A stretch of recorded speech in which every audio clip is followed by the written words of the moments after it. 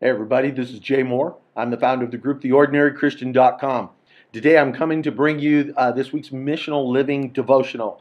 These devotionals are intended to empower you, encourage you to live a more brighter life that shines the light of Christ, help you to shine the light of Christ brighter in your part of this dark world, just to empower you, to help you to be better at it. And today I want us to take a look at a very important subject about missional living, and that is cultivating friendships. You know, missional living is all about relationship, and relationships means that you develop friendships, and you need to be good at cultivating those friendships, not just with your fellow Christians, the body of believers, but also cultivating relationships and friendships with people who are outside of the faith, people who you are sharing with, who you are witnessing to. So today I want to give you, just real quickly, 6 principles, mainly taken from the book of Proverbs. I think there's 1 Thessalonians in there as well, on how you can live this powerful missional life and cultivate these strong relationships that will form the bridge to allow you to tell people about Jesus. Here's the first one. If you're going to have a strong relationship, you need to be committed. You need to be committed. We need to be committed to the friendship, to the person that we're developing this friendship with. Listen to what Proverbs 18, verse 24 says. A man of many companions may come to ruin, but there is a friend who sticks closer than a brother. Did you get that? A friend who sticks closer to a brother. Do the people you're building relationships with, those unchurched, lost people that you are developing a friendship with, a relationship with, are you committed to them? Are you willing to stick with them and be closer to them, a brother? Are you willing to love them and be close to them? They may have some pretty offensive lifestyles, but a person who's committed to an individual and to their personal relationship with Christ will be committed to them, and it's not going to go running off at the first sign of trouble or when their sensibilities are challenged. So I must be committed.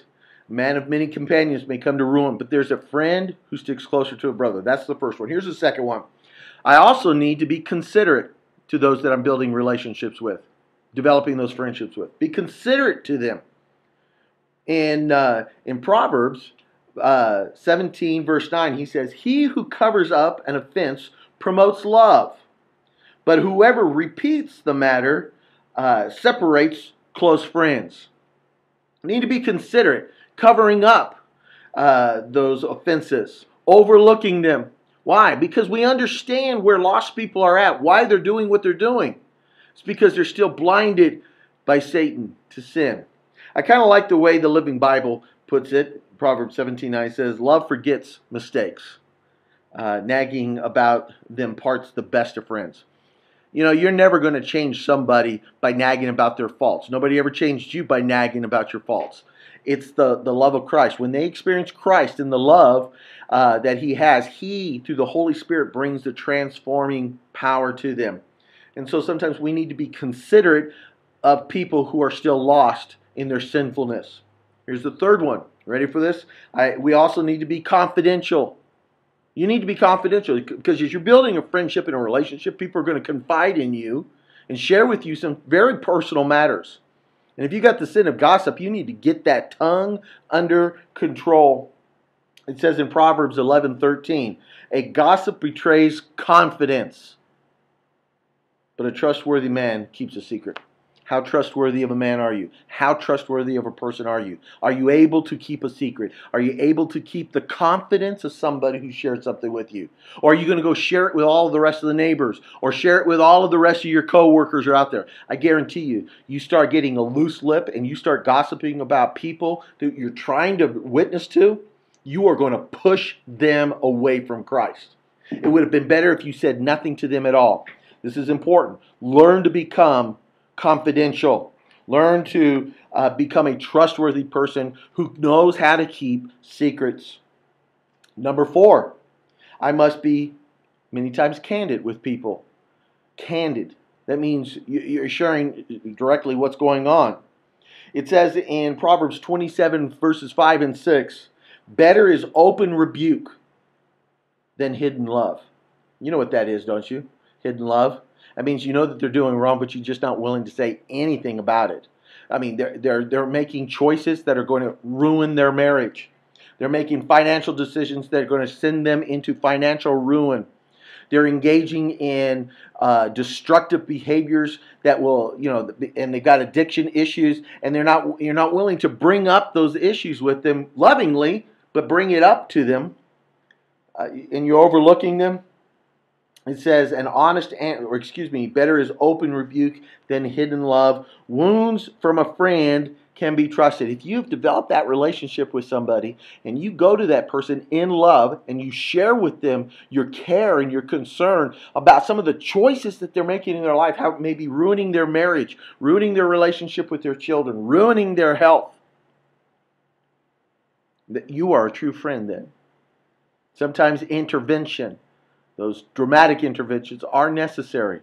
It proves that you're a true friend. People who just say, I know it's wrong, but hey, that's their own choice, and let them, go to hell in a handbasket. That's not a friend. You're not being a friend by doing that. What's the fifth one? Fifth one is, I need to be confidential. We need to be confidential. Proverbs 27:17. This is out of the Knox version. Says this: as iron sharpens iron, friends shape friends. I like that. As iron sharpens iron, so one man sharpens another. As iron sharpens iron, so friends shape friends. What kind of person are you for your friend? When they look at you, how are you helping them become more closer to Christ? Are you being constructive in your speech, in your behavior, in your actions and attitudes? All of these things reflect a little bit. Are they being constructive to help people see the joy and the excitement and the benefit of being a follower of Christ? So as you're hanging around them, you need to be that force that sharpens them and not them be the force that dulls you. Here's number 6. If I'm going to be a friend and cultivate friendships with lost people, I need to be consistent. We need to be consistent with them. We can't be friendly one day, not friendly the next, helpful one time, and not helpful after that. It says in Proverbs 17, verse 17, a friend loves at all times. A friend loves at all times, and a brother is born in adversity. How often, how persistent, how long-suffering and patient are you in loving and caring for your friends, especially your friends who are lost and going to hell? We must be consistent. They need to see us be consistent day in and day out.